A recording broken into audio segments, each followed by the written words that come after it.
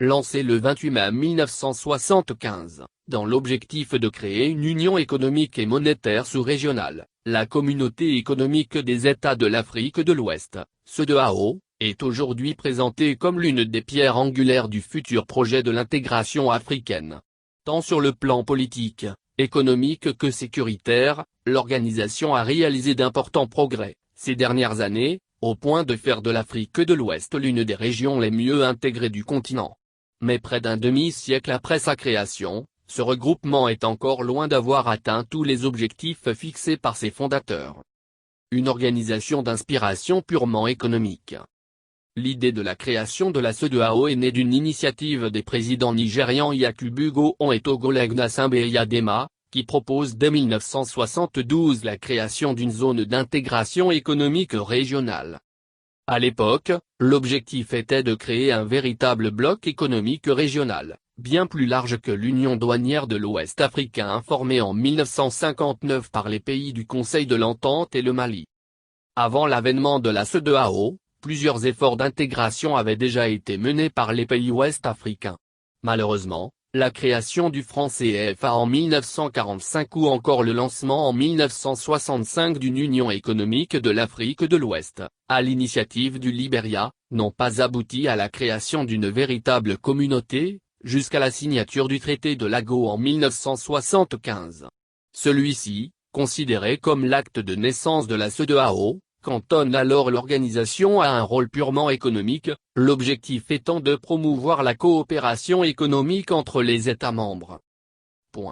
Devenu politique et sécuritaire. Les nombreuses crises politiques sévissant dans les pays ouest africains poussent la CEDEAO à élargir ses champs de compétences tout en contribuant à augmenter sa crédibilité dans la région. Après la signature d'un protocole de non-agression entre les pays membres en 1978 et d'une déclaration des principes politiques, quelques années plus tard, la CEDEAO inaugure une nouvelle force au cours des années 1990, l'ECOMOG. Cette dernière est devenue au fil du temps l'un des principaux instruments utilisés par l'organisation pour résoudre les crises politiques dans la région. Ainsi, l'ECOMOG a servi de force d'interposition dans les guerres civiles au Libéria, en Sierra Leone et en Guinée-Bissau, notamment. En 2017, suite au refus de l'ancien dirigeant gambien Yahya Jammeh de respecter le verdict des urnes qui ont déclaré l'opposant Adama Barrow vainqueur de l'élection présidentielle, la CEDEAO décide de l'envoi de troupes sur le terrain en mobilisant l'ensemble des moyens, terre, air et mer. Le départ sans effusion de sang de l'ancien dictateur qui a permis de remettre le pays sur le chemin de la démocratie est considéré comme étant l'un des plus grands succès de la CEDEAO, à ce jour. Un CEDEAO Libéria. Gambie, janvier 2017, la CEDEAO décide de l'envoi de troupes sur le terrain. Cependant l'ECOMOG n'est pas le seul levier d'intervention de la communauté. En 2010, par exemple, après le refus de Laurent Gbagbo de reconnaître la victoire à la présidentielle d'Alassane Ouattara, la CEDEAO n'hésite pas à suspendre la Côte d'Ivoire de ses instances afin de faire pression pour un règlement rapide du conflit.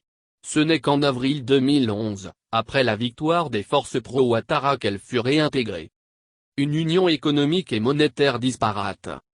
Avec plus de 628 milliards de dollars de PIB et une population de plus de 350 millions d'habitants, la CEDEAO était partie pour être l'un des blocs économiques les plus puissants de l'Afrique et une locomotive pour faire avancer la machine de l'intégration économique africaine.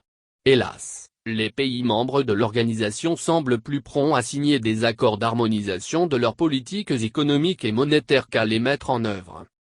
Avec plus de 628 milliards de dollars de PIB et une population de plus de 350 millions d'habitants, la CEDEAO était partie pour être l'un des blocs économiques les plus puissants de l'Afrique. À titre d'exemple, les chefs d'État de la CEDEAO ont adopté le 12 janvier 2006 la mise en place d'un tarif extérieur commun, TEC.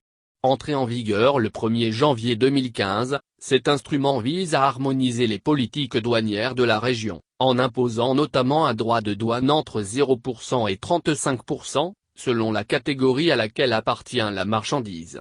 Hélas, plus de 5 ans après son entrée en vigueur, le TEC n'est pas ou peu appliqué, alors qu'il est présenté comme l'une des clés de voûte de la future union douanière souhaitée pour la région. Cependant, c'est surtout concernant l'adoption d'une monnaie unique que la CEDEAO a affiché sa désunion, ces dernières années. Alors que la question est sur la table des négociations depuis des décennies, les récents revirements au sujet de l'adoption de l'ECO ont été au cœur de l'actualité en 2019. De Minaf Nigeria. Zainab Ahmed, ministre des Finances du Nigeria, désapprouve l'initiative des pays de l'UEMOA. Réunis à Abuja, dans le cadre de la zone monétaire ouest-africaine, ZMAO, le Nigeria et 5 autres pays de la CEDEAO ont condamné, en janvier dernier, la décision de l'Union économique et monétaire ouest-africaine, UEMOA, de renommer unilatéralement le franc CFA en ECO.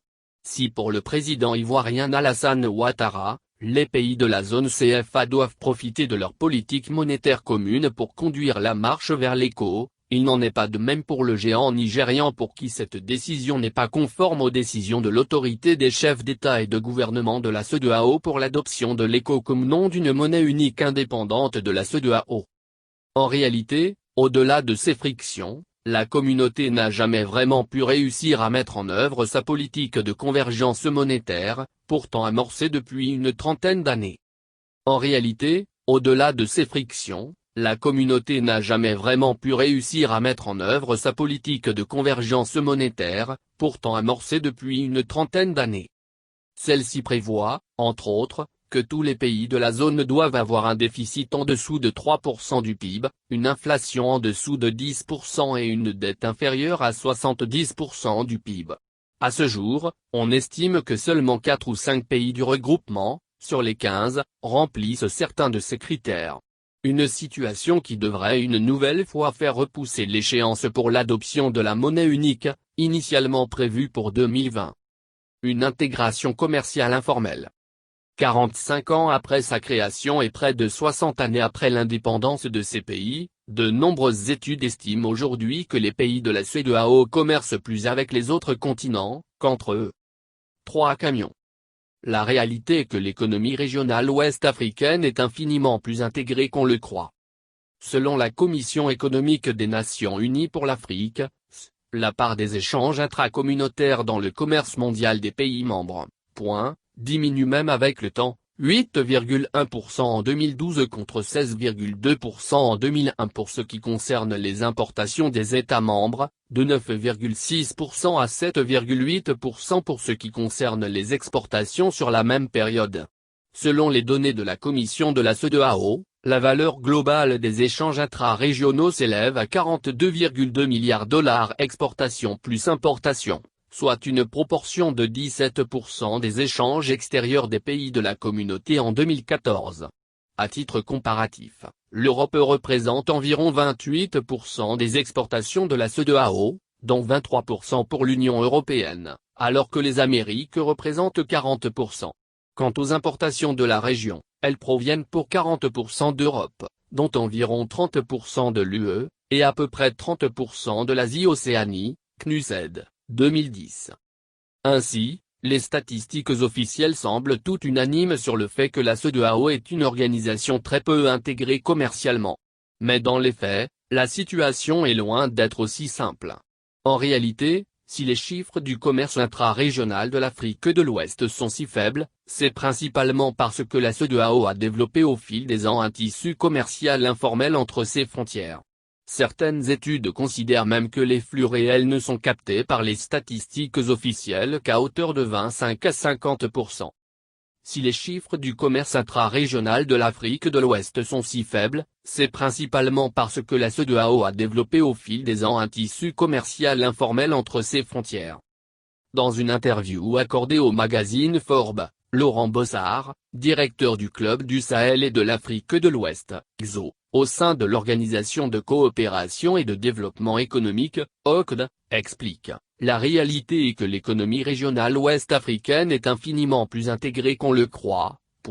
Nous faisons face à un double biais statistique.